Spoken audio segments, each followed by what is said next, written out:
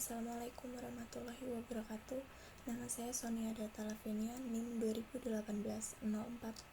2018-04-20373 dari Sistem Informasi Akuntansi dan Manajemen kelas C. Di sini nanti saya akan menjelaskan mengenai Sistem Application and Processing atau biasa disebut dengan SAP. SAP merupakan kepanjangan dari System Application and Processing yang dalam bahasa Indonesianya berarti aplikasi sistem dan pemrosesan. SAP ini adalah suatu aplikasi atau biasa disebut dengan software SAP yang mana memiliki fungsi sebagai pengaturan sistem yang ada pada perusahaan serta bagaimana pemrosesan keberlangsungan suatu perusahaan dan bisnis.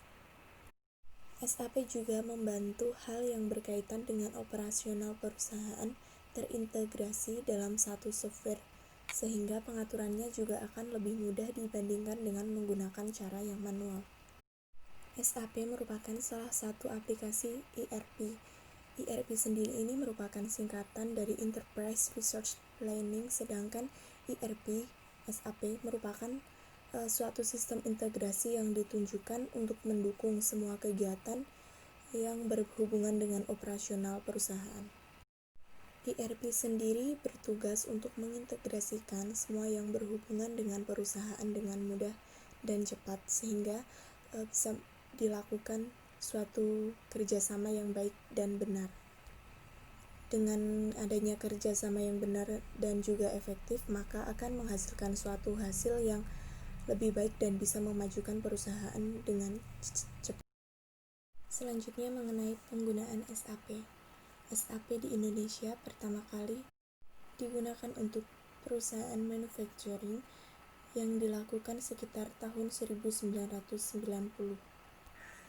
SAP di Indonesia pertama kali digunakan oleh perusahaan Astra International dan juga Toyota Motor Manufacturing dan perusahaan Indofood.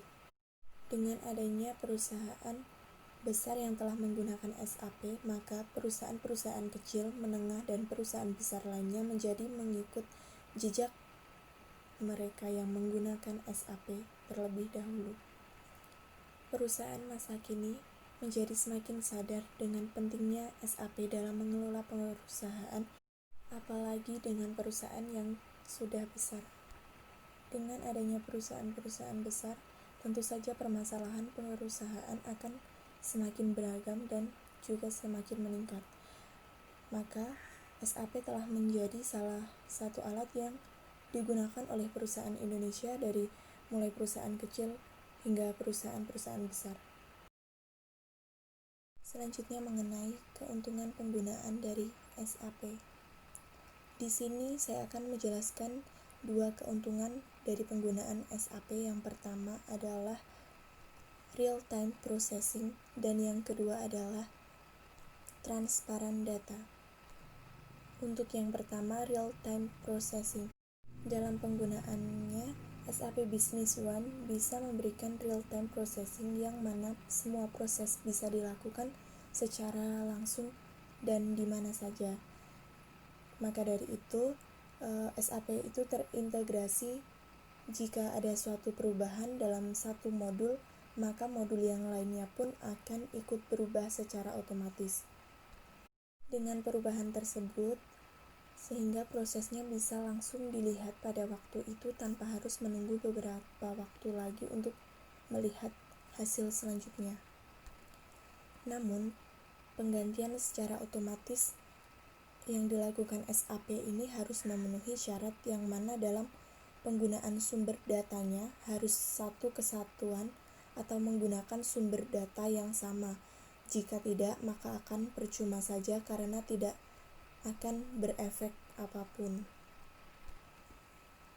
Selanjutnya yang kedua adalah transparan data. Keuntungan dari transparansi data ini, semua kegiatan input data dapat terlihat dan diakses oleh siapapun, sehingga tidak ada user yang memanipulasi data. Jika bisa pun, maka akan sulit untuk memanipulasinya.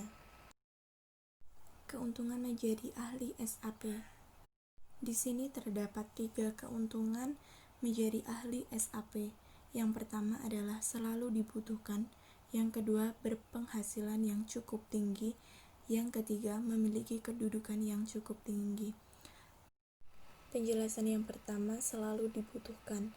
Sebanyak apapun ahli SAP, mereka akan tetap dibutuhkan dan dicari, dan mereka akan mendapatkan pekerjaan sesuai keahliannya tersebut. Apalagi pada masa ini, sebagian besar perusahaan memerlukan konsultan SAP.